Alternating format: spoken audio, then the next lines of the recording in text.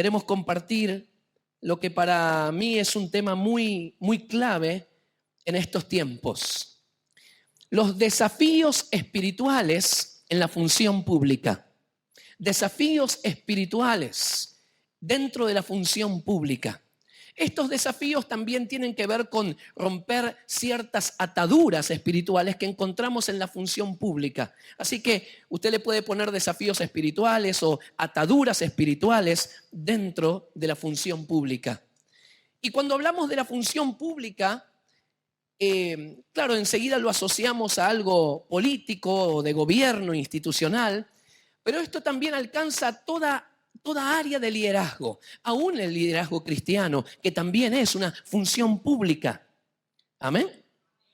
Entonces queremos descubrir algunas de estas presiones que enfrentamos en esta responsabilidad pública de liderar. Y que por supuesto, donde es más visible es en aquellos entornos o medios donde hay una vidriera mucho más notable. Habitualmente áreas de gobierno. Por eso quisiera hablarte desde mi corazón sobre algunos de estos desafíos y ataduras que necesitamos cortar dentro de la función pública.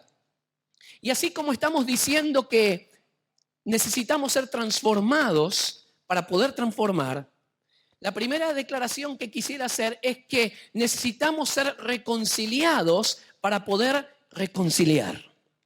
Necesitamos ser reconciliados para ser agentes de reconciliación. Hablábamos ayer de que reconciliar significa volver a ser aliado, volver a estar del mismo lado de, aliarse. Y el Señor nos llamó en primer lugar a que nosotros nos reconciliáramos con Él.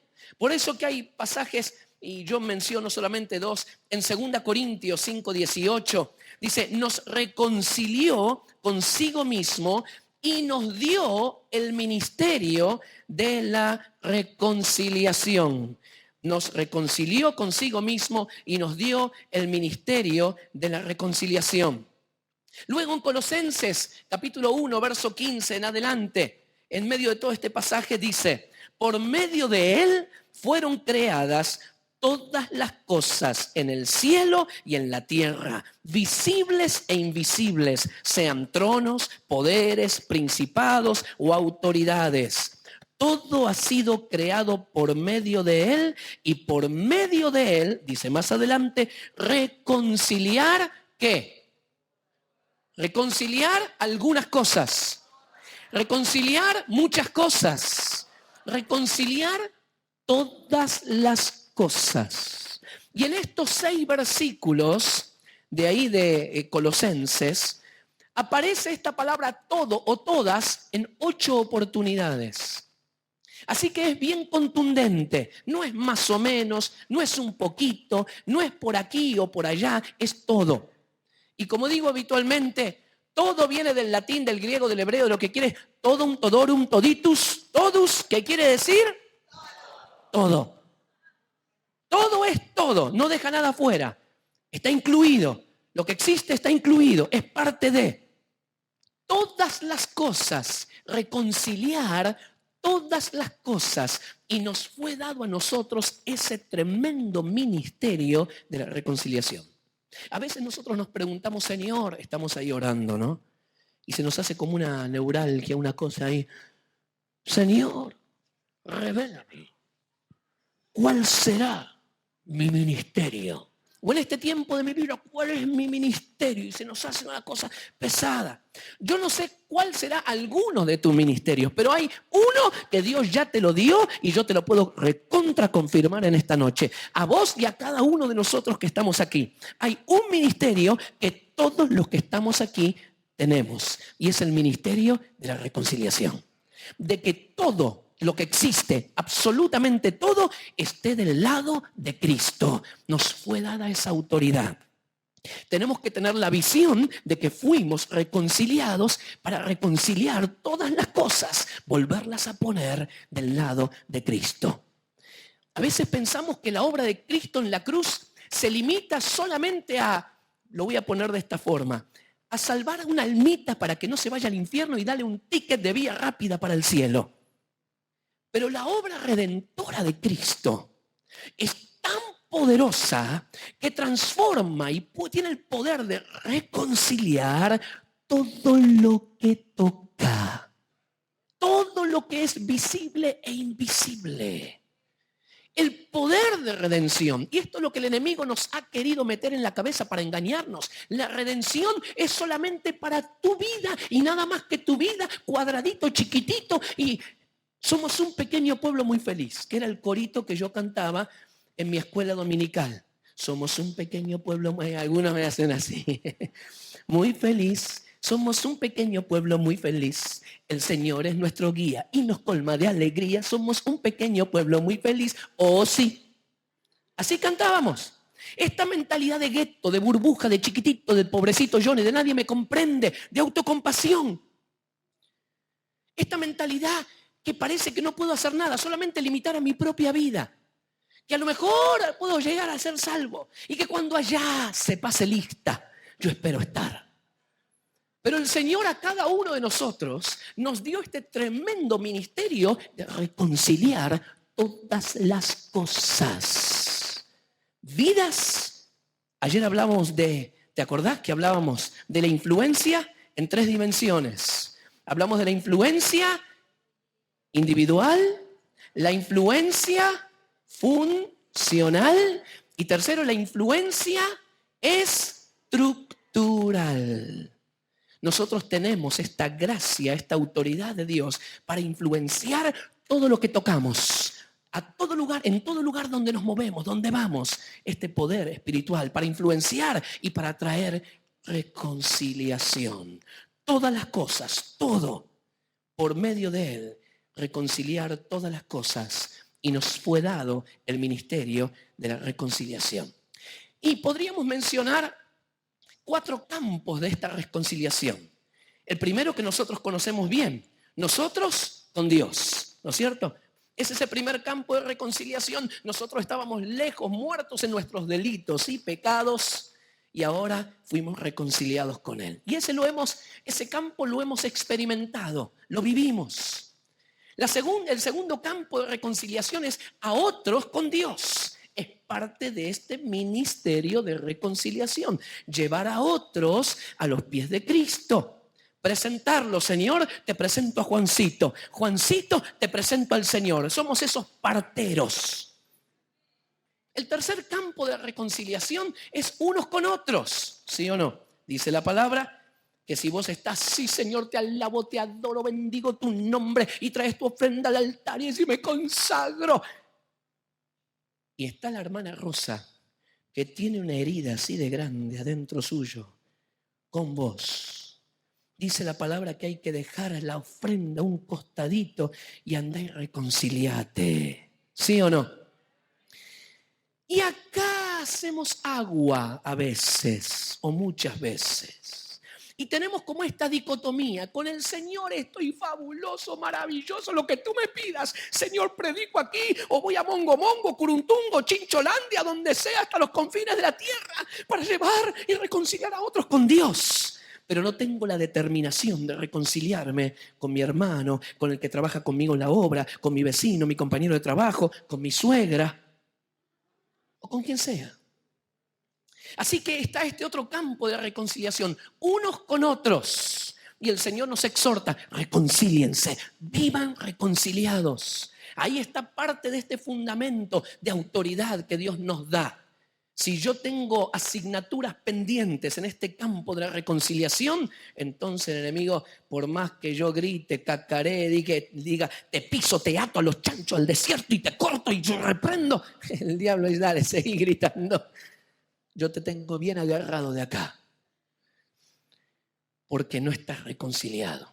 Y esta cuarta dimensión, o campo que decimos, reconciliar todas las cosas. Y otra vez, todo es todo. Todo. Por eso es que la obra salvífica de Cristo es tan tremenda, tan tremenda. Tiene poder para transformar todas las cosas.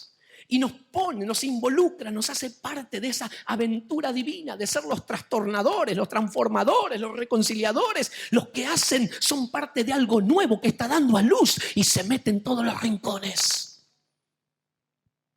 Todas las cosas. Y este ministerio el Señor nos ha dado. Cuando yo crecí en el Evangelio, alguien quería servir al Señor, tenía algunas opciones. El que quería comenzar, que a lo mejor era nuevo creyente, decía, pastor, yo quisiera comenzar a servir al Señor. Y el pastor, ¿qué decía originalmente? ¿No? En muchos, no digo todos, pero en muchos casos. La escuela dominical, anda a trabajar con los niños. Y a uno que era novato, que recién comenzaba a dar sus primeros pasos con el Señor, le entregaba la gente más preciosa, nuestros niños. Porque los niños molestan, gritan. Entonces había que poner a alguien que los atienda, que los entretenga. Y que le haga así, con tal de que no molesten en el culto. Y le contaba también algunas historias de la Biblia. Pero ahí tendríamos que haber puesto a la gente más preparada, los más espirituales, la gente más comprometida a que sean aquellos que inviertan en esta nueva generación. Y no los que estaban aburridos. Y yo pensé que servir al Señor tenía que ver siempre con algo parecido a esto. Púlpito. Oh, yo siempre amaré este púlpito. Ese es el modelo que yo vi. El que quería servir al Señor tenía que ser un pastor, tenía que ser un evangelista. De última, si era misionero, podía llegar a ser una enfermera o hacer campañas ahí. Algunos terminaban en medio de la olla, ahí en Curuntungo. Pero parecía que servir al Señor tenía que ver solamente con un modelo, con cierta liturgia, con algo eclesiástico, formal, de camisa y corbata, como esta noche. Pero cuando entendemos esta dimensión tan grande de que somos agentes transformadores de reconciliación y que es su propósito a través de la obra de Cristo en la cruz reconciliar consigo todas las cosas, se te abre un campo y uno comienza a descubrir la creatividad de Dios. Oh Señor, necesitamos los profetas, te lo voy a decir así a propósito, chocante a propósito. Necesitamos los profetas de la informática. Necesitamos los profetas en la educación, necesitamos profetas en los medios, en los deportes, en todas las áreas. Necesitamos hombres y mujeres de Dios. Dios es creativo y tiene más de 5 millones de formas diferentes a través de las cuales le podemos servir. Amén. Así que ninguno se queda afuera. Ni los niños, ni los viejitos, ni los tartamudos, ni los que fuera. Ni los que no tienen plata, ni nadie se queda fuera. Me acuerdo que una vez estábamos hablando en una conferencia misionera y vinieron 2 abogadas ahí muy tocadas ahí por el mensaje. Y me dicen, hermano Alejandro, nosotros hace años tenemos un llamado misionero y ahora nos acordamos cuando éramos bien jovencitas, pero ahora somos abogadas. Y la verdad que una cosa con la otra, ser abogado y llamado misionero, no se tocan. Y yo le dije, que no se tocan. Sentate 5 minutos y vas a ver cómo se tocan. Le dije, ¿vos sabés cuántos misioneros hay presos en el mundo? ¿Vos sabés cuántos ministerios, proyectos misioneros están bloqueados y están trabados legalmente en muchos de estos países? ¿Sabés cuántos abogados especializados en derecho internacional necesitamos? Y vos me estás diciendo que ¿qué tiene que ver abogados con la obra misionera? Dios no tiene límites y abre y nos da tantas oportunidades. No, pero yo ¿cómo le voy a hablar a un político? ¿Cómo me voy a acercar al intendente? ¿Cómo voy a lograr tal y tal cosa? No le pongas, por favor, no le pongas límites al Señor. Amén. Si el Señor, decíamos ayer, que usó a una esclava, que ni siquiera era la esclava del general Naamán, le dijo, patroncita, patroncita, dígale al general que tiene lepra, que hay un profeta. Y por esa esclava, Dios bendijo a este hombre y fue de influencia en su nación. El poder de la influencia. Aleluya. Sigamos. Así que hemos sido reconciliados para desarrollar este ministerio de la reconciliación. Ser agentes de reconciliación. Ahora, ¿quiénes son los que van a entrar en la función pública? ¿Quiénes son aquellos que van a marcar una diferencia? Si sos un líder empresarial, te sirve. Si sos un líder ministerial, te sirve. Cualquier área de exposición pública donde tengas responsabilidades, estos elementos que damos aquí te serán útiles. ¿Quiénes lo harán? Mateo 5, 13 y 14 dice que nosotros somos esta sal de la tierra, somos la luz del mundo. También las escrituras nos dicen que somos esa levadura que leuda, ¿qué? La masa. Que a veces no se ve, como es el caso de la levadura y de la sal. Una vez que está puesta en la comida, no te das cuenta. Decíamos ayer, no puedes decir, bueno, ese es mi granito de sal. Ya está metido, transformó el sabor. Ese es mi pedacito de levadura. Ya no la podés sacar, no la podés identificar, no la podés señalizar. Ya está. ¿Cómo la ves? Porque leudó, porque le dio sabor. Y esto nosotros fuimos llamados a ser los productores de influencia de nuestra sociedad. Nosotros, sal de la tierra, luz del mundo, somos los que vamos a entrar en la función pública con una visión, decíamos ayer, una mirada redimida, una mirada divina de cómo Dios ve. Me acuerdo cuando estaba en algunos países de Medio Oriente, uno comienza a leer la Biblia, a releer la Biblia diferente. Cantábamos también hace muchos años otro corito que decía, en Egipto esclavo fui, sí, sí o sí. Anda a cantar eso en Egipto, si te animás. Los creyentes te agarran de las pestañas y te sacan para afuera.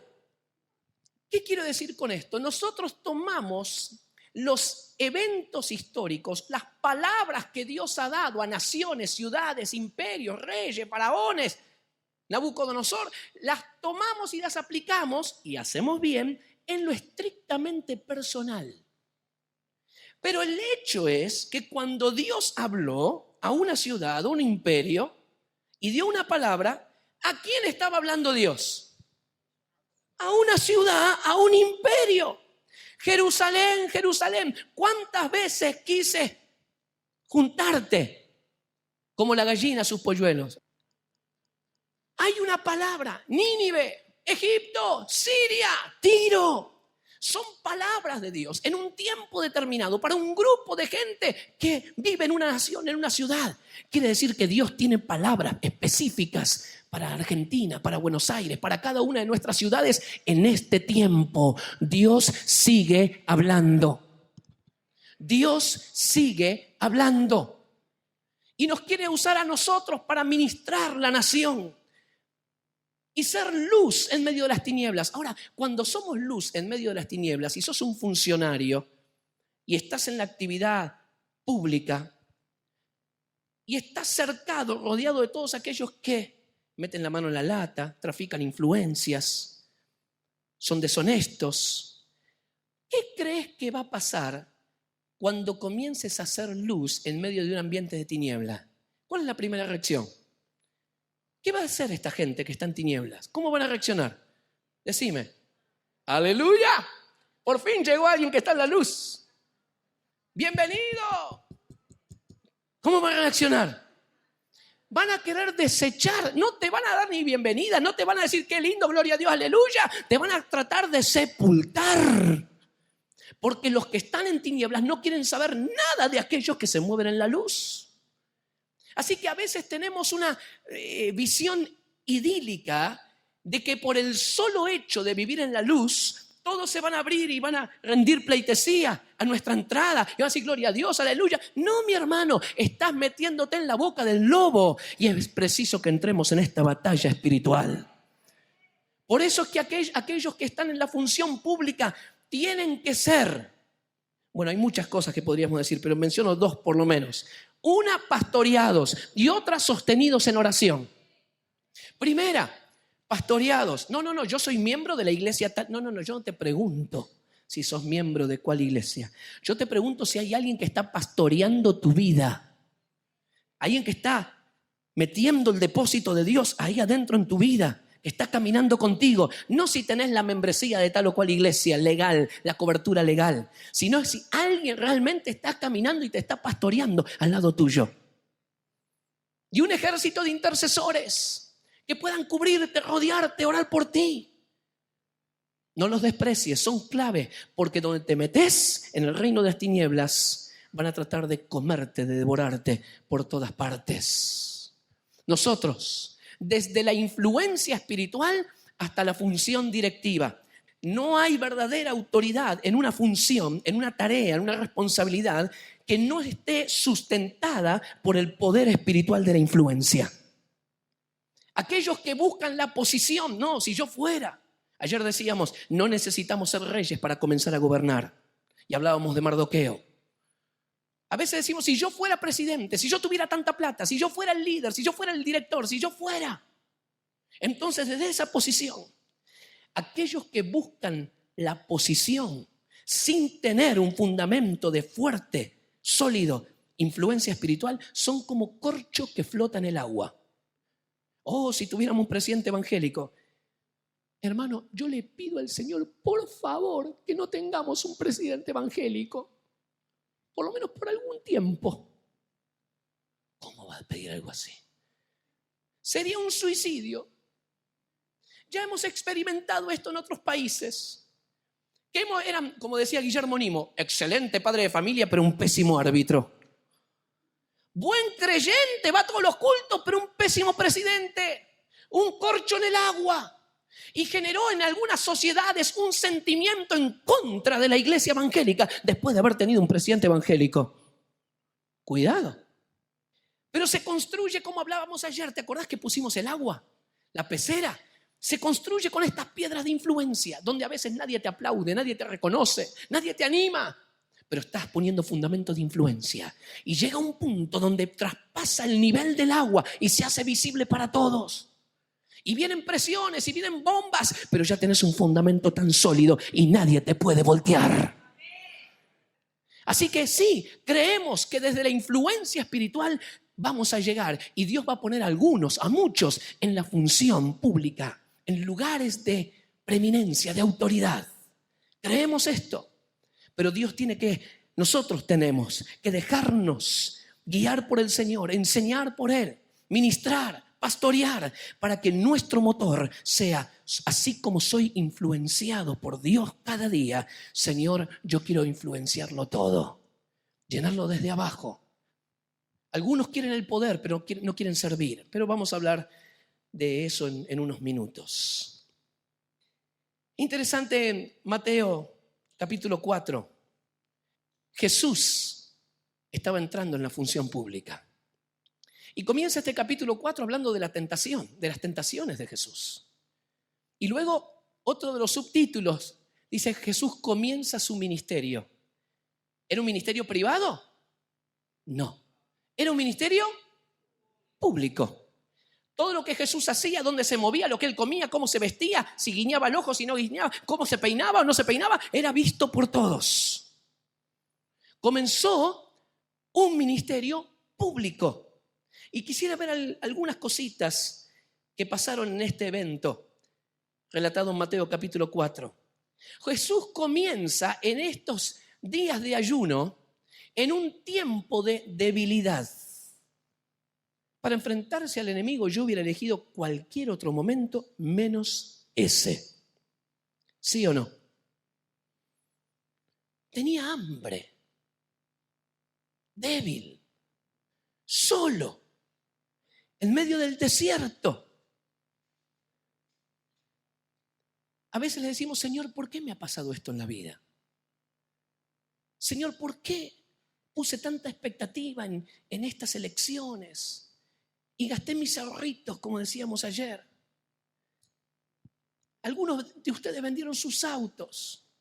Otros hasta tomaron deudas, sacaron créditos para apoyar a otro candidato. O para ustedes hacer su propia campaña, para pagar las boletas que después no te las reembolsaron. Para las elecciones. Y encima te boicotearon, tus boletas no estuvieron listas o venía con el nombre mal escrito y la lista sigue. Y uno dice, Señor, ¿por qué? Hay otros que son más famosos y que perdieron las elecciones y hoy se hacen también la misma pregunta. ¿Por qué perdí? La mejor autoridad, la mejor oportunidad para desarrollar una función pública sólida, escúchame bien, es el fracaso. Decía un escritor por ahí que por cada 100 hombres que se recuperan de un fracaso, solo uno se recupera del éxito.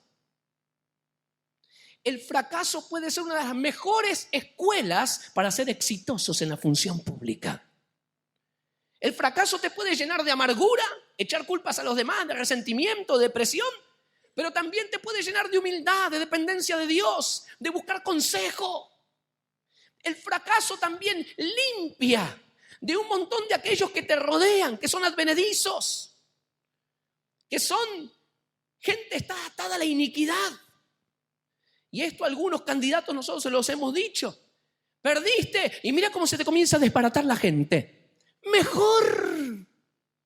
Así comenzás a poner un fundamento sólido si realmente te interesa servir a tu nación. Fracasos no son tan malos. Aquellos que nunca aprendieron a levantarse de un fracaso no tienen autoridad para gobernar sobre el éxito. Algunos me preguntaban, ¿no? Y hermano, ¿y usted que ministra en 50 y algo de países? ¿Cómo Dios lo levantó? ¿Cómo Dios? ¿Cuál es, de acuerdo a su experiencia, cuál es el secreto? ¿Querés que te muestre el secreto? Unos cuantos cachetazos, ¿viste qué? ¿Viste? Creo que el chapulín, no, el otro, que le pegan y da vuelta entera. Ah, lo ves, el chavo. Yo estaba esperando que alguien me corrigiera para ver quién miraba el chavo. Especializados en cachetazos, pero no hundidos. Y si tuviste golpes, si te sentiste frustrado, si otros te defraudaron, hermano, hermana, con Jesús en esta noche, otra vez, vamos a volver a levantarnos.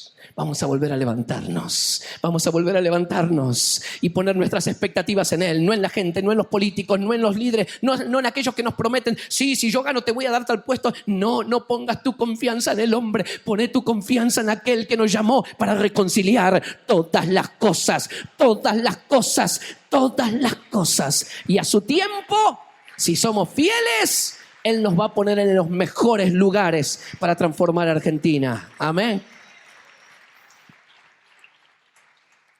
Y Jesús estaba bajo mucha presión. Algunos de estos elementos con los cuales Jesús fue presionado. En primer lugar, la presión de las circunstancias. No solo de pan vivirá el hombre, sino de toda palabra que sale de la boca de Dios. La presión de las circunstancias. Tengo hambre. Si eres hijo de Dios, que estas piedras, ¿qué? Se transformen en pan. Tienes poder para manipular y mover las circunstancias.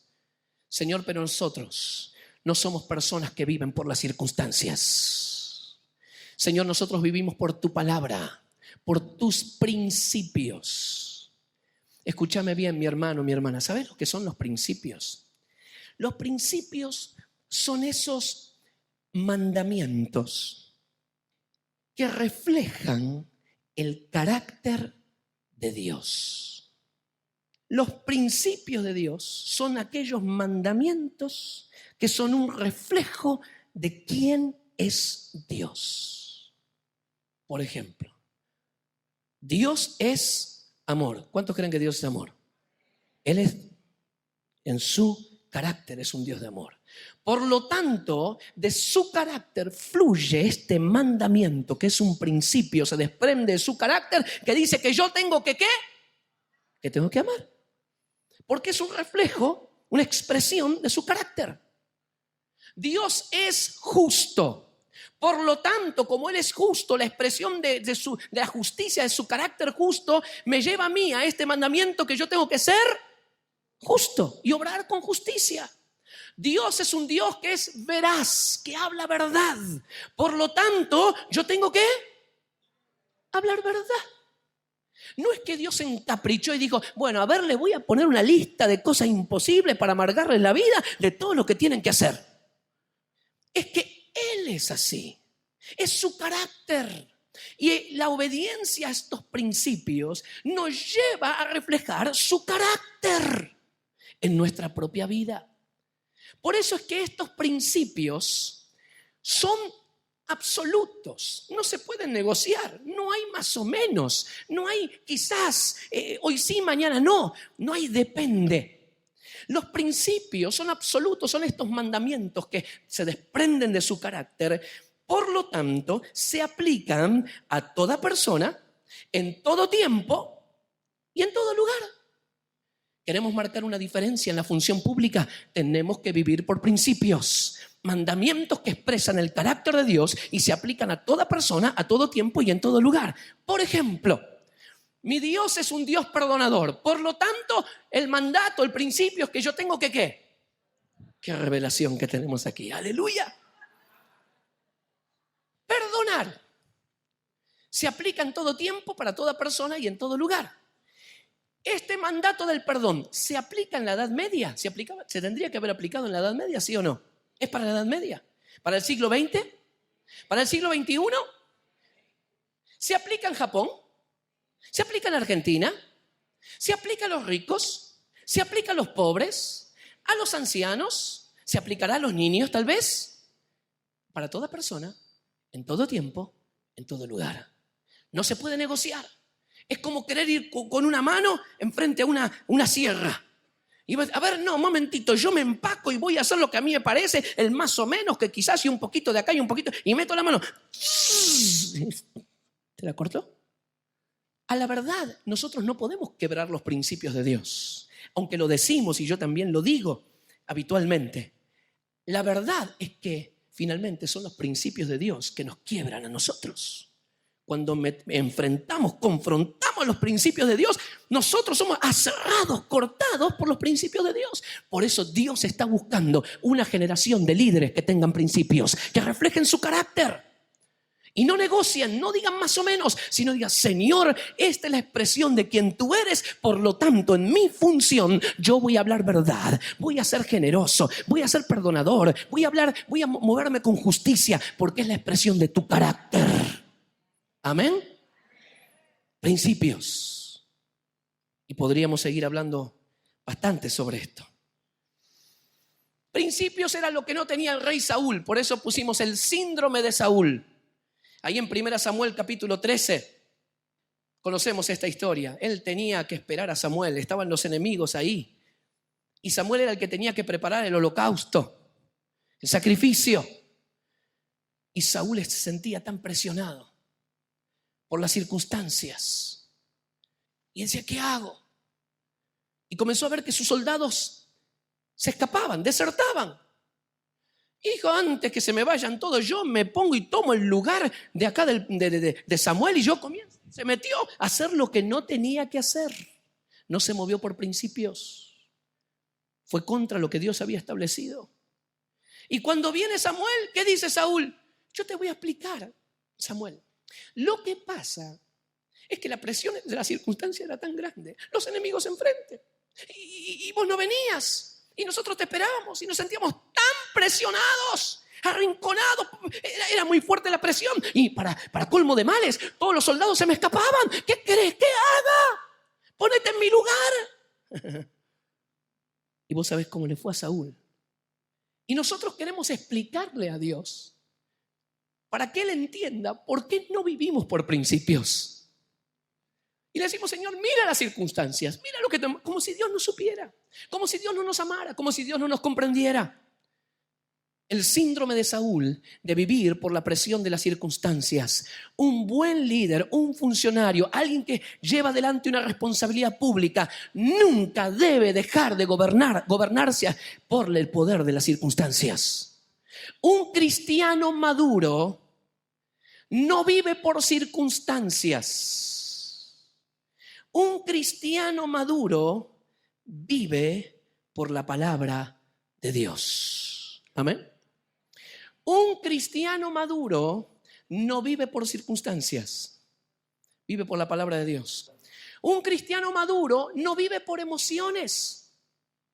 Un cristiano maduro tampoco vive por su razonamiento, por su lógica. ¿Has visto? Ese es un soñador. Porque este está acá y dice, Dios me mostró y me dio una visión. Y entonces, y ya me voy a la embajada y ya me voy a ver al presidente. ¡Presidente! ¡Presidente! Y este está acá y dice, qué inmaduro. Vive en el aire, qué veleta. ¿No sabe que la palabra dice que Dios es un Dios de orden y aquel que quiere edificar una torre primero tiene que medir el costo y el que quiere ir a la guerra primero tiene... Todos tenemos argumentos. Los que somos más de acá, volare, los que Dios fluyen por el Espíritu, y estos que son más analíticos dicen, no, primero hay que hacer esto. Entonces no podemos comenzar tal ministerio hasta que no terminemos lo otro, porque punto 1, punto 2, tienen una mentalidad más lineal, más racional. Pero la verdad es que un cristiano maduro no vive por arranques, por emociones. Y entonces los que están al lado me dicen, amén, hermano Alejandro, así yo pensé siempre. Pero ahora nos ponemos de este lado y también decimos que un cristiano maduro no vive por sus razones, por sus criterios. A veces le decimos, no es criterio, es convicciones. Mira, entre la convicción y la obstinación hay una liñita. De paso de yapa lo digo, ¿sabes cuál es la diferencia entre la convicción y la obstinación? La obstinación surge de mi propia vida y trata de convencer a Dios y a todos los demás para pedir su bendición. La convicción viene del corazón de Dios a mi vida y me rodea y me convence y me llena y me satura de su palabra. La obstinación surge de mí y trato de convencerlo a Dios. Dale, Señor. ¿Por qué no, Señor? Y a los demás lo mismo. Y hasta me pongo mal cuando no puedo convencer al Señor y a los demás. Obstinación. La convicción tiene un origen diferente. Viene de su trono, llega a mi vida y me transforma, me da vuelta. Amén. Si te sirve, agárratelo. Presión de las circunstancias. Entonces un cristiano maduro no vive por las circunstancias, no vive por las emociones, no vive por sus razones. Un cristiano maduro vive por la palabra de Dios. ¿Podemos irlo juntos? Un cristiano maduro vive por la palabra de Dios. Otra vez. Un cristiano maduro vive por la palabra de Dios. Ahora decíselo a alguien que te guste, decirle, animarlo y decirle, un cristiano maduro vive por la palabra de Dios. Amén.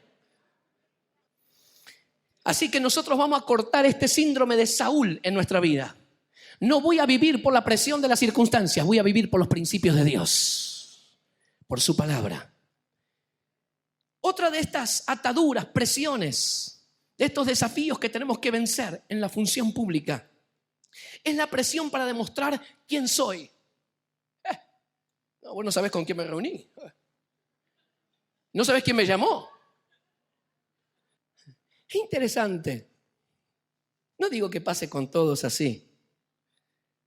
Cuando uno quiere darse corte, ¿no?, de que los otros me valoran, dice, yo le digo a Richard acá, Richard, ¿sabes quién me llamó hoy? Néstor. Y yo le dije a Néstor, ¿nunca te pasó? Que le pones el nombre ahí de confianza ahí, cuando te llama una personalidad. El Diego me llamó. Sí, porque yo le dije al Diego. Para poder demostrar quién soy, qué valor tiene mi vida. Y el diablo le dice ahí a Jesús, si eres hijo de Dios, tírate abajo. Vamos, que tus ángeles van a ir y te van a recoger para que tu pie no tropiece en piedra. En otras palabras, demostrá quién sos. Demostrá tu autoridad, demostrá la unción, demostrá. Me acuerdo que estábamos ahí en la legislatura y un diputado que nos encontró, estábamos Guillermo y yo, y nos dice, a ver, muéstrame un milagro ahora mismo. Y Guillermo me dice, se da vuelta y me dice, mira, el milagro es que a este lo hayan elegido como legislador. Ese es un milagro. Presión para demostrar quién soy. Mostrame, si sos el Hijo de Dios, mostrame que te puedes arriesgar a tirarte y que no te va a pasar nada. Roboam, el hijo de Salomón, Segunda Crónicas, capítulo 10. Imagínense, qué papá se había echado el hombre más sabio de la tierra, Salomón. Y ahora estaba su hijo reinando, Roboam. Y vienen los consejeros, él se reúne con los consejeros que habían asistido a su padre y después pide consejo a sus amigotes. Dice a los que se habían criado con él. A ver, ¿cómo voy a responder al pueblo que me pide que libere, saque un poco el yugo pesado que están sobre sus espaldas? Los libere un poco de los impuestos. ¿Qué me dicen ustedes, amigotes míos? Y los amigos le dicen, mira, les vas a contestar así. Y finalmente, Roboam no le hizo caso a los ancianos consejeros, sino a sus amigotes que se habían criado con él y apelaron a su orgullo. Demostrarles quién sos. Demostrarles quién sos. Y este que era Roboamcito, al lado de quien había sido Salomón, dice, mi dedo meñique, mi dedo más chiquitito, es más ancho que la cintura de mi padre. Esa fue la contestación. Qué humilde. Mi dedo más chiquitito es más ancho que la cintura de mi padre. ¿Te quedó claro quién manda acá? ¿Te quedó claro quién tiene la sartén por el mango, el que corta el bacalao? ¿Quién es el capo? ¿Te quedó claro quién es el rey? No es Salomón, soy yo. Y te voy a demostrar quién soy. Y este hombre necio produjo el cisma histórico de Israel. ¿Por qué? Porque sucumbió ante la presión de tener que demostrar quién era. Que él valía por lo que podía gritar, por lo que podía mandar, por la ostentación de su poder, por lo que podía aparentar. Y todo aquel que está en la función pública enfrenta esta presión. Mostrale quién sos. Mostrale que no sos el Delfín de Duhalde. Mostrale. Y si estás en la función pública, y si estás en un liderazgo, si estás en un pastorado, si estás administrando una empresa, siempre la presión. Mostrá quién sos. Mostrá quién manda. Mostrá que tu palabra. Y mostrá que no te vuelves atrás. Si no, se te van a subir arriba de la cabeza. Es una presión muy grande. David pudo haber hecho eso cuando Absalón lo estaba persiguiendo. Pero dijo, bueno, me voy. Y encima decía, no lo maten al muchacho. David podría haber sido, mocoso, yo te voy a enseñar quién es tu padre. Él tenía un espíritu mayor.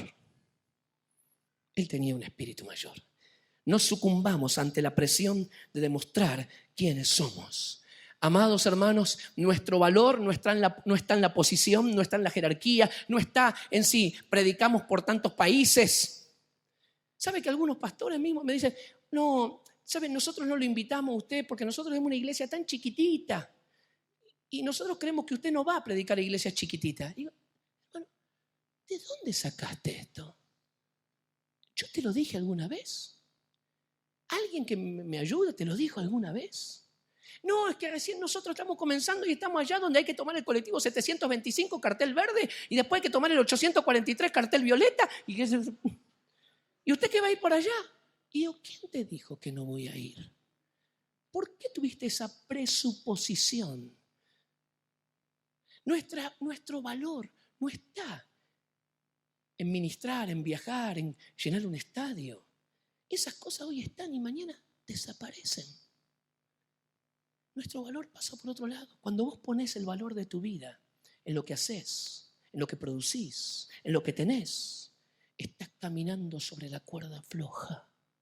Porque el día que perdés, el día que te enfermás, el día que ya no te llaman, el día que ya no podés volver a llenar un estadio como lo llenaste años atrás, te sentís tan fracasado. Y si llenaste un estadio con 60.000 personas y ahora vienen 15.000, no podés disfrutar los 15.000 porque siempre los vas a comparar con aquellos otrora 60.000 que llenaste o juntaste en el estadio y te va a quedar un olor a fracaso porque pusiste tu valor en estas cosas. que son valores, son elementos externos, son comparativos, son temporales. Son externos porque realmente no dan un valor. Hoy están, mañana no están, temporales. Yo cantaba cuando era adolescente en la iglesia con el hijo de un misionero australiano. Teníamos un dúo. Él australiano, el muchacho. Una pinta bárbara, atleta, jugaba bien al fútbol. Todo lo que hacía, lo hacía perfecto. Cantaba como Los Ángeles, todo. Rulitos así. Yo tenía granos por todas partes. Me decían, un grano más y te recibís de choclo. Y encima con la R, que me patina, ¿viste? No es que soy francés, no soy Rodríguez. Y encima, como él era australiano, hasta ganaba con el nombre. Y más en aquellos años. Se llama Peter. Así que era Peter y Alejandro, imagínate. Entonces yo dije, yo no voy a hacer menos. Así que el dúo se llamó Peter y Alex. ¿Alex cuánto? Alex Rodríguez. Terminamos de cantar en una iglesia y venían muchas hermanitas de la iglesia a Peter. Y dice, tengo una palabra de Dios para vos. Me da un versículo. Y yo era el Gil que siempre se quedaba guardando la guitarra, los instrumentos. Así que en un momento hasta me ponía crema base, maquillaje. Para que no se notaran los granitos, pero al mismo tiempo no se tenía que notar que estaba maquillado, ¿entendés, no? ¿Cómo es la cosa? Pero los años pasaron y Dios es justo. Y él está sirviendo al Señor en Estados Unidos, un hombre de Dios. Una cabellera hermosa tenía, todo. Y cuando nos volvimos a encontrar después de muchos años, toda su abundante cabellera se había ido 10 centímetros para atrás. Y yo por lo menos canoso, pero es mío, mirá. Estos valores son temporales. Pobrecita Gabriela Sabatini que entrenó, pero siempre tenía la sombra de Mónica Celes arriba. Generan competencia. No es si sos bueno, sino es que quién está arriba o delante tuyo. Genera comparación, competencia. Pero nuestro valor no está por estos elementos externos, comparativos, competitivos, temporales. Nuestro valor está en que Dios eligió amarme tal como soy. Y el más importante del mundo, de todo el universo, dice que yo soy valioso, que soy maravilloso, soy amado de su corazón y no necesito la opinión de otros porque Él, el amado de mi alma, me ha hecho valioso, me ha hecho importante, me ha hecho precioso y mi identidad está puesta en Cristo Jesús. Oh, presencia de Dios, gracias, Señor. Señor, yo voy a cortar de mi vida, de mi ministerio, de mi familia, de todo lo que soy, de todo lo que hago, esta atadura. Voy a vencer este desafío, esta presión de demostrar quién soy, de dar valor a mi vida. 3, la presión del poder. Le mostró todos los reinos del mundo y su esplendor. Y le dijo, todo esto te daré si, postrado, todos los reinos de este mundo, todo te lo daré. ¿Sabes lo que el diablo estaba diciendo a Jesús? Mira, Jesús, no necesitas ir a la cruz. Te lo doy. Los reinos de este mundo. Los reinos de este mundo. Es que la transformación de los reinos no viene por negociación, por intercambio, viene por redención.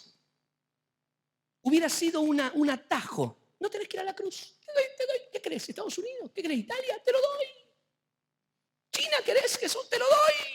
Te lo doy todito. El Imperio Romano te lo entrego. Lo único, postrado y adorarme. La presión del poder. ¿Sabes? El poder no es tan destructivo antes de abrazarlo, sino el momento más destructivo del poder es cómo mantenerse en él. Hay muchos funcionarios que llegan a una posición de poder Y llegan, como decíamos ayer, con motivaciones nobles. Quieren servir a la patria, quieren servir a su ciudad. Y realmente llegan con motivaciones.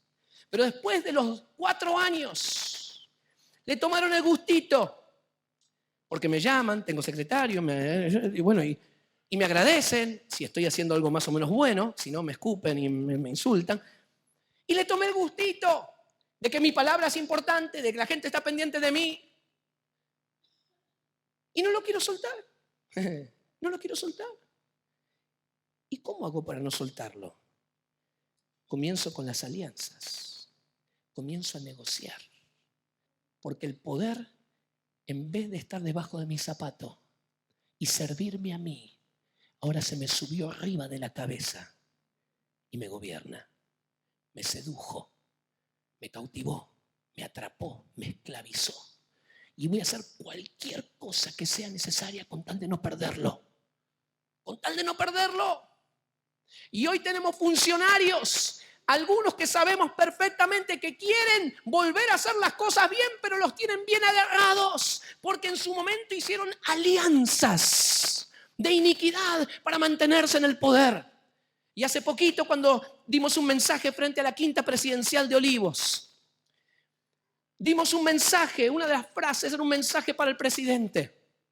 Y el Señor nos dio esta palabra, basado en Josafat, ahí está, que Guillermo nos comentó. Josafat era maravilloso, pero se mandó 2 macanas grandes. Hizo una alianza política, que le salió para el tacho, y otra alianza económica, que se le terminó hundiendo todos los barcos. Era un buen rey. ¿Pero dónde metió la pata? Con las alianzas. Y le dijimos, señor presidente, usted no necesita hacer alianzas con el pecado. No hay transversalidad con el pecado. Ahora está de moda esta palabra. No hay transversalidad. No necesita de estos acuerdos espurios para legitimar su poder. Porque esto que usted está haciendo con algunos gobernantes municipales y provinciales es como un boomerang que usted está lanzando. Y después vuelven y te cortan la cabeza. Te lastiman, golpean. Pero esta seducción del poder para mantenerte en el poder, esta presión de lograrlo y mantenerse y ampliarlo, el enemigo viene y te pone alianzas, alianzas, alianzas. Y en las alianzas perdés tu identidad, tu valor, en estos pactos de iniquidad. Y perdemos nuestra primogenitura por platitos de lentejas. Cuidado con las alianzas. Si el Señor te está dando espacios de poder, de gobierno, de liderazgo, cuidado con las alianzas. Y esto lo digo en todos los ámbitos. Aún lo hemos visto dentro de instituciones y del cuerpo de Cristo, dentro de la iglesia evangélica a veces. Alianzas. Bueno, yo te doy, entonces vos fijate y habla de mí, y votá por mí en la asamblea. Tuvimos uno que dijo, si a tal predicador, un representante, lo dejan predicar en el obelisco, nuestro ministerio pone $100,000 de ofrenda para la organización.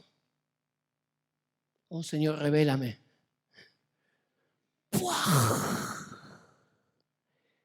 Corrupción que se mete aún en la iglesia evangélica. Porque la iglesia evangélica no tiene, por ser evangélica, una vacuna en contra de la corrupción. Son los principios que hablábamos recién. Es la obediencia a Dios. Ser evangélico no me da la credencial de nada. No dice automáticamente que yo soy íntegro porque soy evangélico.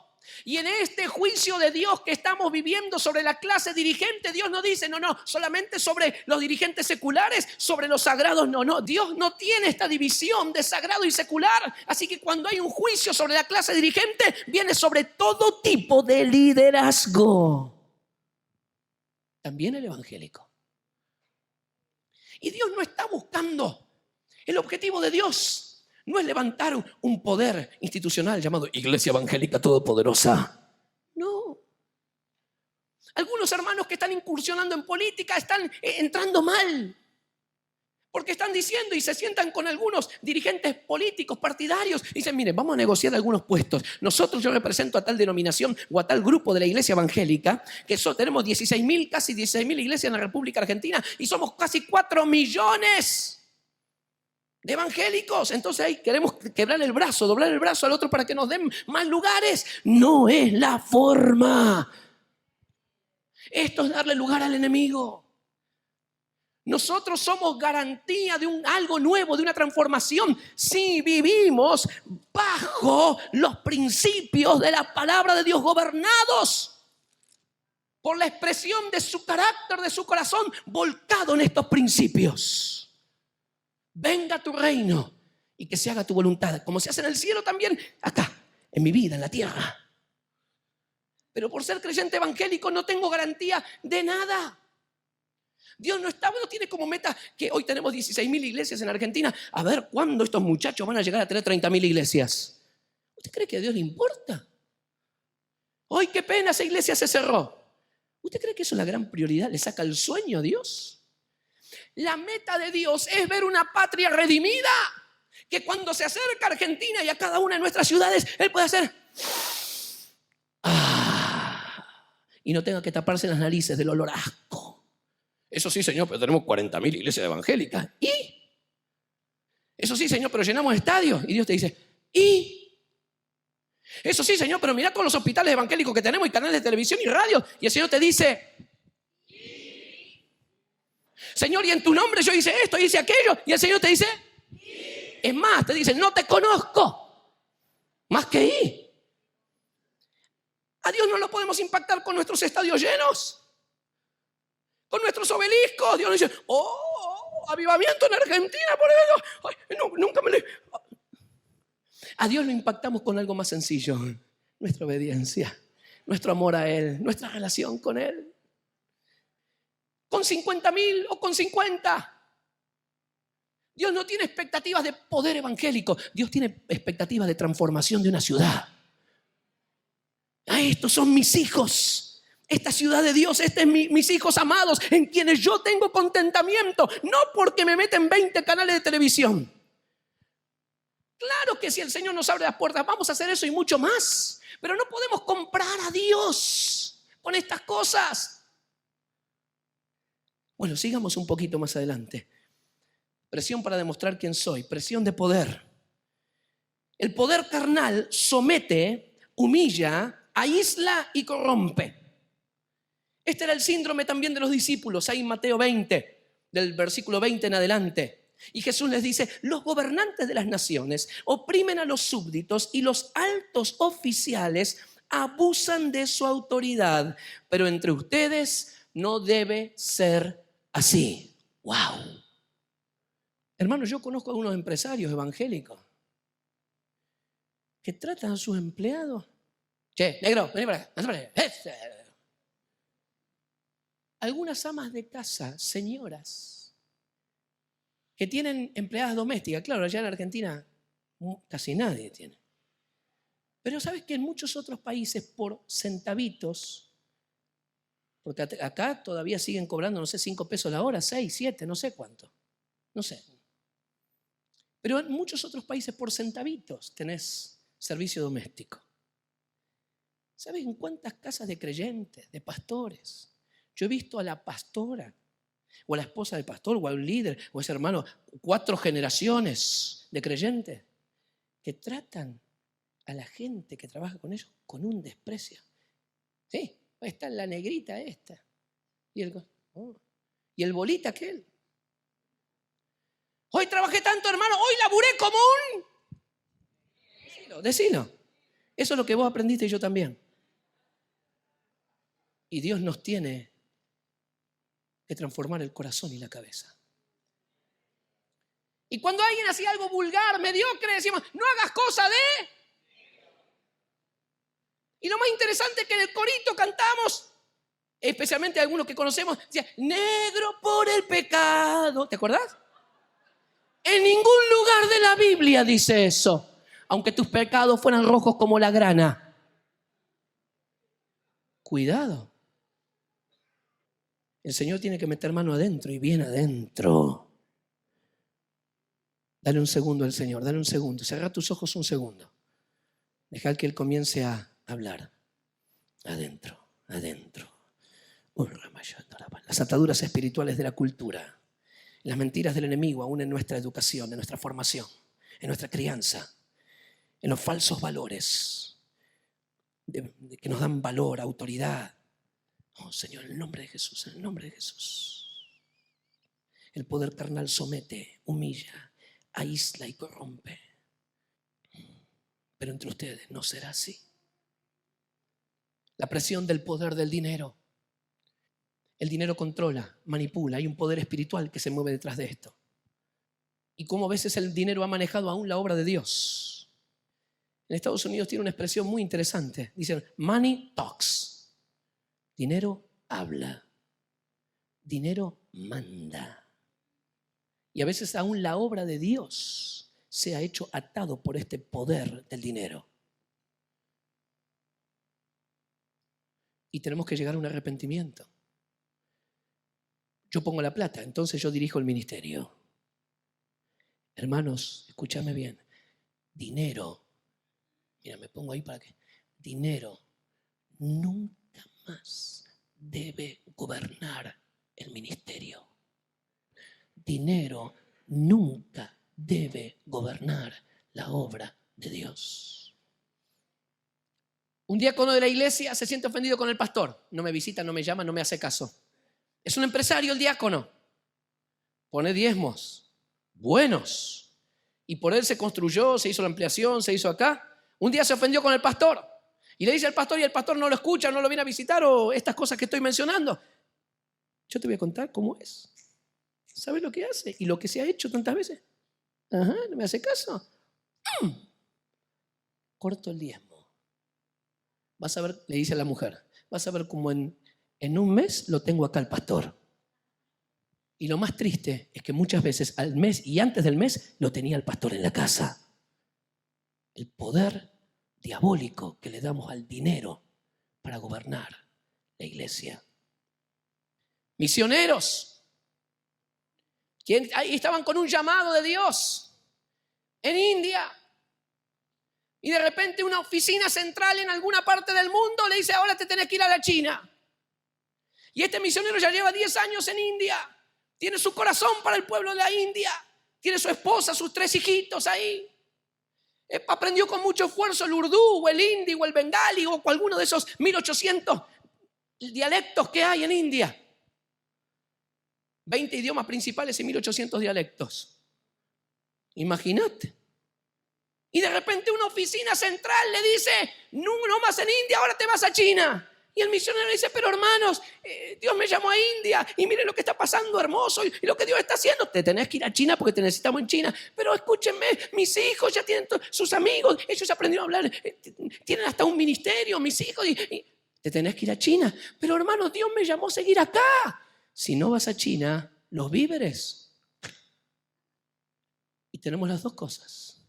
Misioneros que se quedaron sin víveres, fieles al llamado de Dios, o misioneros que dijeron, está bien, Señor Mamón, poder de dinero, ¿a dónde tengo que ir? Oficina central, porque no quiero sufrir, que mis hijos sufran la necesidad de dinero.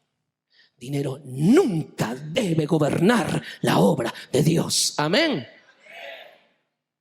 No sé si te gusta mucho esto, pero aguanta un poquito más. La presión del poder. Bueno, hablamos del poder del dinero, del poder evangélico. Ya lo mencionamos. Nuestro poder no reside en lo que podemos demostrar y refregar en la cara de otros, sino en la vida de Cristo en nosotros y nuestra obediencia a Él, en nuestra identidad. 4. La presión de vivir por el presente. El síndrome de Ezequías. Ezequías era un rey maravilloso.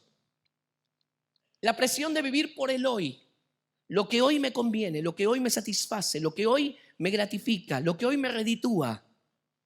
Y el rey Ezequías era otro buen rey. Dice la Biblia que no hubo otro ni antes ni después como era él en Judá. El mejor rey de Judá. Parecía el rey Midas. Todo lo que tocaba lo transformaba en oro.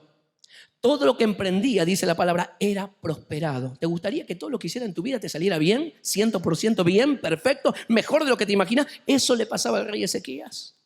¡Qué envidia! Todo lo que emprendía le salía bien. Pero un día comenzó a mostrar todos sus tesoros a unos mensajeros extranjeros. Dicen, bueno, miren, es por el ministerio, la gracia de Dios, pero miren cómo hemos progresado. Ahora tenemos acá, y tenemos allá, y tenemos allá. Y se van los mensajeros y entra el profeta y le dice, todo lo que les mostraste a estos mensajeros va a ir a parar afuera. Lo vas a perder todo. Pero no va a pasar en esta generación. Va a pasar más adelante. El profeta le estaba dando una palabra durísima que tenía que quebrantar el corazón del rey y decir, no, Señor, por favor, perdóname. ¿Sabes cuál fue la respuesta del rey? El mejor de Judá. Ni antes ni después hubo otro como él. ¿Sabes qué fue la respuesta de Ezequías? Le dice el profeta, la palabra de Dios es buena. Le estaba diciendo que iba a perder todo, que sus hijos iban a ser esclavos. Y él dijo, la palabra de Dios es buena, porque al menos en mis días habrá paz. ¡Qué estupidez! Un líder que vive solamente para su propia generación.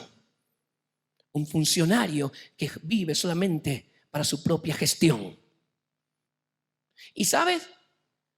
Su hijo Manasés era un monstruo, un pervertido, metido en la brujería, en la hechicería, y entregó al nietito del rey Ezequías, lo sacrificó a Moloc, que era uno que tenía medio una cabeza de elefante, cuerpo de buey, se parecía a este dios de la India, Ganesh, de no sé, como 3 metros y algo de altura, y tenían todo el fuego, las brasas, y lo tiraban desde arriba de la boca de este Moloc, y cuando caía el bebé, lo fritaban instantáneamente, lo fritaban vivo. Así terminó el nietito del gran rey Ezequías. ¿Sabes por qué? Porque él dijo, la palabra de Dios es buena. Porque al menos en mis días, en mi gobierno, en mi liderazgo, en mi pastorado, en mi dirección, en mis días habrá paz. Después que se arregle el intendente que venga, que viene, el gobernador que sigue, el próximo presidente. Pero por lo menos con nosotros, pizza y champagne. No me importa lo que viene. Me importa lo mío hoy. No importa si gasto a cuenta, no importa si hundo el país, no importa si destruyo la familia, me importa mi propia gratificación del liderazgo, del poder, la sed satisfecha del poder. Después que se arreglen los próximos que vienen. Pero todo líder, escúcheme bien, todo aquel que está en una función pública, todo aquel que lidera, tiene que liderar pensando en la próxima generación. Líderes, funcionarios multigeneracionales. Pablo le decía a Timoteo, mira, Timoteíto, todo lo que aprendiste, todo lo que recibiste, todo lo que absorbiste de mí, ponelo, invertilo en otros, hombres fieles, idóneos, para que enseñen a otros. Pablo ya no estaba ni pensando casi en Timoteo, estaban pensando en los hombres fieles, idóneos, estaban pensando en los otros. Timoteo, fieles, idóneos, otros. Pablo tenía su mira acá. Piensa en la próxima generación, las consecuencias de tus decisiones. Alguien que está en la función pública tiene que pensar y moverse y actuar en las consecuencias que vienen en medio de las generaciones. Amén. No está atado por la presión del presente inmediato. No tiene el síndrome de Ezequías. Hablamos también de la presión de las alianzas, lo de Josafat. Dios quiere hacer algo nuevo en nuestras vidas. ¿Sabes? Esta generación que Dios está levantando para transformar nuestra nación. Esto es igual como el campo misionero, como hacer la obra misionera. Es un desafío para la función pública, para los cristianos que quieren entrar en la función pública. ¿Sabes que la obra misionera, si uno la hace con sus propias fuerzas, con sus propias finanzas, con su propio conocimiento y experiencia, tiene un alcance tan chiquitito, tan limitado? Porque para ir adelante en la obra misionera no te queda otra alternativa que entrar en la dimensión de lo sobrenatural. Depender de Dios, los milagros, dar pasos de obediencia, porque en el reino de Dios primero es la decisión de obedecer a Dios y luego viene la provisión. En el reino de Dios, primero la decisión, luego la provisión. ¿Podemos decirlo juntos? Primero la decisión, luego la provisión. Otra vez, primero y luego. Nosotros de esta mentalidad que hemos arrastrado, a veces, como nos han dicho, romanista, y aún anterior a esto, islámica. No te olvides que antes que los españoles llegaran acá, los moros estuvieron casi 8 siglos. Y nosotros tenemos como 6.000 palabras, que palabras tienen que ver con cultura y con pensamiento, forma de pensar. Ataúd, almohada, un montón. Oh, Allah. ¿Es así? Y tenemos este concepto, bueno, si Dios quiere, algún día, quizás. Señor, si tú me quieres usar en la política, en áreas de gobierno, en la obra misionera, tú sabes dónde estoy. Me mandas un email y ahora también tengo celular. Una actitud pasiva. Que sea lo que Dios quiera, será lo que será. Es una mentalidad islámica, influenciada, metida también con los conquistadores que llegaron a Latinoamérica. Pero esto es otro tema. Y nosotros tenemos como esta mentalidad pasiva. Bueno, vamos a ver si Dios quiere que yo entre. Y nos vamos a 2 extremos. O nos quedamos pasivos a la espera que un toque de una varita mágica nos ponga en la casa rosada. O si no, en otro extremo comenzamos a abrirnos paso con los codos. Caiga quien caiga. Y ahí comenzamos. Y hacemos lo mismo que hace la gente del mundo. Pisamos cabeza para poder llegar. Y no es ni pisar cabeza abriéndose paso con los codos, ni tampoco tener una actitud pasiva. Y bueno, acá estoy. Es seguir y obedecer lo que Dios me está desafiando a hacer. Pero eso implica que yo tengo que entrar en una dimensión de milagros.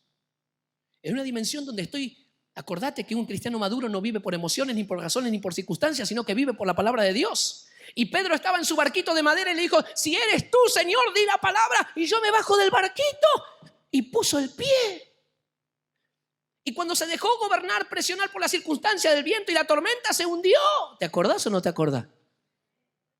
Señor, yo voy a tomar decisión de obedecerte y entrar en esta dimensión de milagros.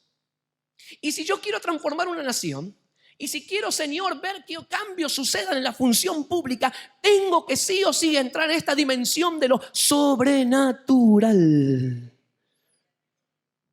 Y no va a ser mi lógica para convencer a otro líder de mi partido político. No, porque mire, lo que nosotros los evangélicos, usted me tiene que entender y yo le voy a explicar. Yo puedo usar argumentos y puedo explicar, pero no puede ser el sustento. Si yo quiero marcar una diferencia, tengo que entrar en una dimensión de lo sobrenatural. Y como decimos muchas veces en este mensaje que damos de la zona de riesgo, que la bendición de Dios, la gloria de Dios, la manifestación del poder de Dios no está en mi zona de control, en mi área conocida, sino que está en la dimensión desconocida, donde tengo que depender de Él. Y donde tengo que creer que tengo que marchar aunque tenga Faraón detrás y el Mar Rojo cerrado adelante. Y todos estamos contentos porque, claro, conocemos el final de la historia. Pero yo te quiero ver a vos y a mí en las zapatillas de Moisés 10 segundos antes de que se abra el Mar Rojo. O de David un cachito antes que la piedra le diera en la cabeza. Este es el tiempo donde si nosotros queremos marcar una diferencia en la nación, no tenemos otra alternativa que decirle, Señor, quiero entrar en esta zona de riesgo, en esta dimensión de lo sobrenatural, me tenés que hablar, Señor, yo quiero escucharte y voy a obrar y hablar, aunque parezca una locura, conforme a no las expectativas que tienen los del partido, no las expectativas que tienen el municipio, no, Señor, las expectativas que tienen en la empresa, sino las expectativas que vos tenés puestas sobre mí. Amén. Y algunos te van a llamar loco. Lo único que no pude encontrar dónde quedaron los que le decían loco a Noé. Glu, glu. Y los que se reían de Moisés. Y podríamos seguir, la lista es larga. Así como si queremos levantar una fuerza misionera, tendremos que clic nuestra cabeza y entrar en una dimensión sobrenatural. Si queremos cambiar la dirigencia argentina y ser parte de una dirigencia nueva, tenemos que entrar en esta dimensión de lo sobrenatural. Señor, revélame, háblame por sueños. Señor, creo, Señor, que voy a ir al despacho y me vas a del capo. y me vas a dar una palabra. Señor, y no lo voy a ver como el presidente del partido, y no lo voy a ver como el intendente, y no lo voy a ver, y no lo voy a ver. Señor, lo voy a ver como tú lo ves. Una visión redimida, una visión divina de cómo tú lo ves, que aparece tan en Winner ahí en la televisión. Sí, porque nosotros en nuestro partido. Pero Dios te lo muestra como Él está partido en pedacitos. Y nosotros nos vamos a relacionar y vamos a tocar el corazón de ese funcionario, de ese que tiene ese corazón partido, de ese que tiene el corazón destruido. Señor, y cuando metes la mano ahí, mira, le haces como me dijo un diputado a mí, Dios me hizo un gol de emboquillada. Yo venía con un pensamiento y Dios me hizo así, ¡wup! Perfecta definición. Gol de emboquillada. Amado pueblo de Dios, Dios está llamándonos como iglesia a entrar en esta dimensión de lo sobrenatural. Y vamos a ver cosas grandes suceder. Vamos a ver que aunque nos pongan ahí en hornos de fuego y 7 veces más presionantes para destruirnos, nosotros vamos a salir ni siquiera con olor a quemado en el pelo. ¿Queremos marcar una diferencia en la dirigencia argentina? Señor, quiero entonces entrar en esta dimensión de lo sobrenatural. No voy a convencer a nadie con mis argumentos propios, con mis criterios, con mi buena intención. Tiene que haber la manifestación del poder sobrenatural de Dios. Amén. Pongámonos de pie. ¿Por qué no damos un fuerte aplauso al Señor? ¿Por quién es Él? ¿Por quién es Él? Por este tiempo.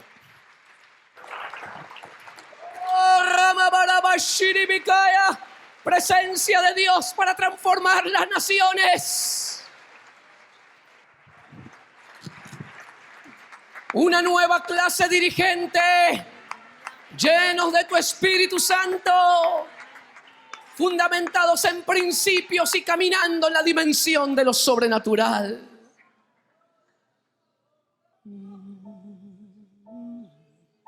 Abre nuestros ojos en esta noche y nuestro corazón para ver, Señor, la función pública, el liderazgo, como tú lo ves, desde la sala de tu trono, Señor.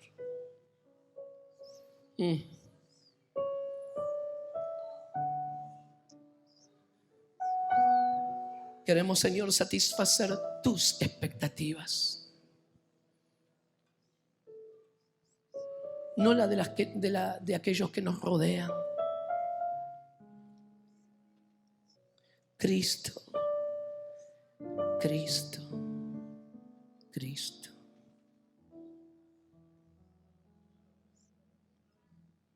Cristo, Cristo, amado de mi alma. Yo no quiero buscar el valor de mi vida fuera de ti. En ti está mi identidad, mi valor, mi hermosura.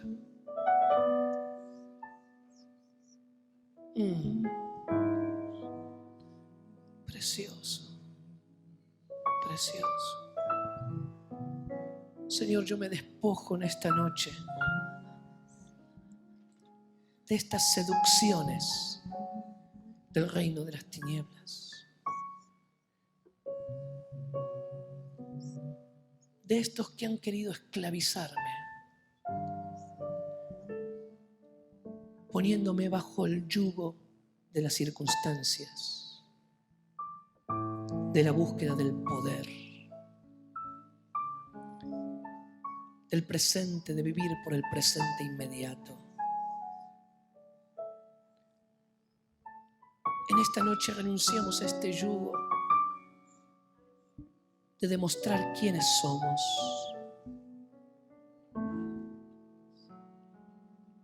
Queremos a Cristo. Queremos a Cristo. Queremos a Cristo. Amado Rey. Amado Rey. Yo no quiero más o menos en mi vida. Señor, no quiero una mentalidad resignada, ni siquiera tampoco un corazón presumido. Yo quiero seguirte a ti, Señor. Yo quiero caminar en tus huellas, en la dimensión de tu poder, poniendo los ojos en ti, mi amado, el autor y consumador de nuestra fe. Y no queremos más ídolos, no queremos estas ataduras. Estos argumentos, estas fortalezas hoy se caen a los pies de Cristo. Esa competencia, esa comparación. Señor, toda raíz de corrupción, heredada, adquirida, no la quiero, no la quiero, no la quiero, no la quiero. Yo quiero a Cristo. Quiero a Cristo, quiero a Cristo, quiero a Cristo. Olor a Cristo, olor a Cristo, tu fragancia. Quiero a Cristo.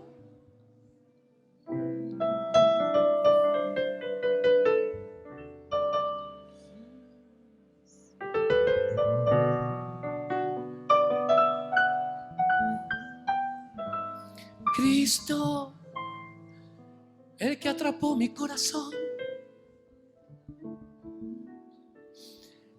Porque los reyes y reinos van a pasar, pero tú, Señor, tu palabra viva, el verbo,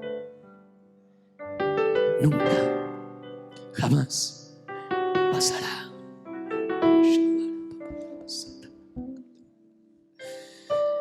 Por eso nuestra alma te anhela. Y sacamos todas estas telarañas, esta polvareda de nuestro camino. Y te buscamos a ti, amado de nuestra alma. Señor, y ponemos en tu altar nuestros criterios, nuestras emociones, nuestras situaciones. Y aún, Señor, todo lo que hemos logrado, aprendido, conquistado, como el apóstol Pablo después de 28 años de creyente, todo lo tengo por basura, por estiércol, ante el incomparable valor de conocerte.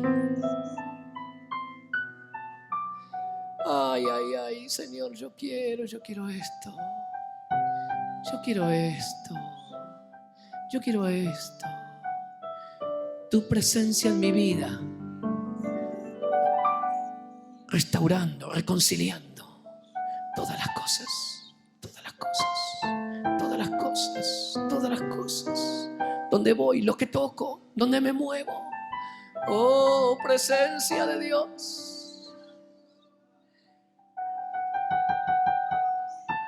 Te entregamos nuestras muletas, Señor. Aún nuestras buenas intenciones, nuestras buenas ideas. Y las ponemos ahora bajo tu presencia y autoridad.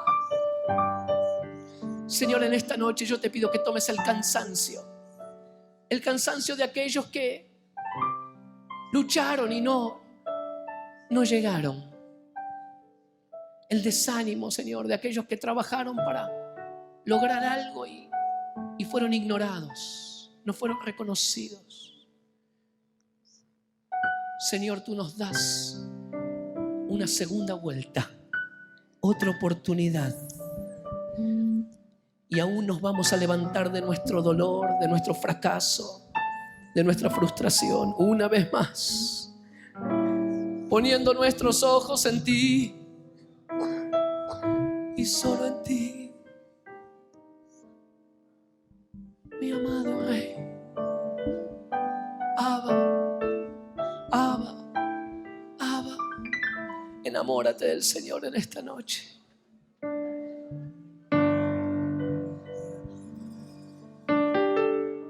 como aquel que abdicó a su corona por amor. Señora, dejo lo que soy, lo que tengo y lo que a lo mejor un día podría llegar a ser, porque tu amor me cautivó. Oh, porque estoy enamorado de ti. Oh, babayashiri, mi barabakatara, bayashiri. Se va el polvo del camino, se van las telarañas, se va. El yugo pesado, el desánimo se disipa por esta presencia de Dios,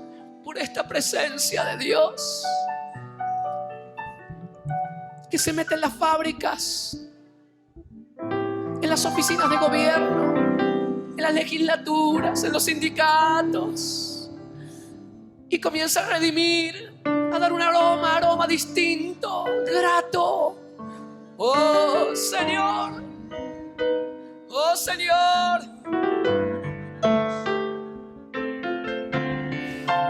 es la presencia de Dios, en las comisarías, en la calle, municipalidades. Oh, presencia de Dios.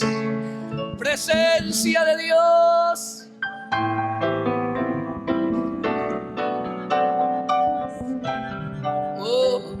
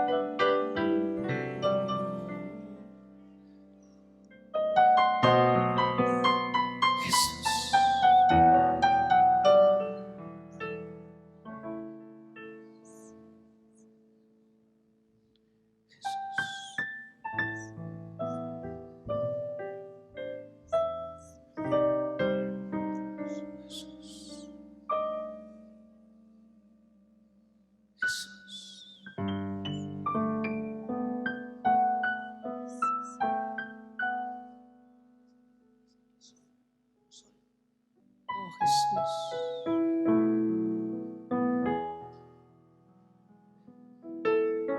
Sí, de gloria en gloria te veo. Cuando más te conozco, quiero saber más de ti, mi Dios, cuán buen alfarero. En la presencia de Dios en este lugar. Quebrántame, transfórmame, moldéame a tu imagen, Señor. Quiero ser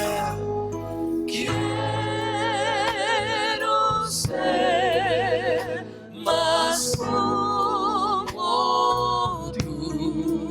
Presencia de Dios. De la vida.